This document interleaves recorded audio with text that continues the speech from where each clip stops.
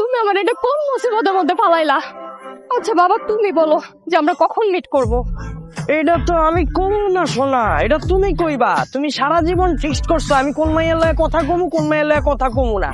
আজকেও তুমি ফিক্সড করবা ঈদের দিন আমরা কখন মিট করব। আমি এখন আবার জিজ্ঞাসা করবো, তুমি আবার উত্তর দিবা, বুঝছো? জান, সামনে তো কোরবানির ঈদ, ঈদের দিন আমরা কখন মিট করব? জান, আমি বলি কি, তুমি তো সারাদিন অনেক কষ্ট করবা, গরু কোপাকুপি করবা, আবার আত্মীয় স্বজনের বাসায় নিয়ে যাবা।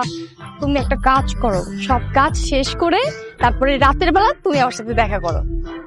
তোর কি আমারে দেখলে মানুষ মনে হয় না? তুই আমারে কি পাইছস আমারে বুঝা।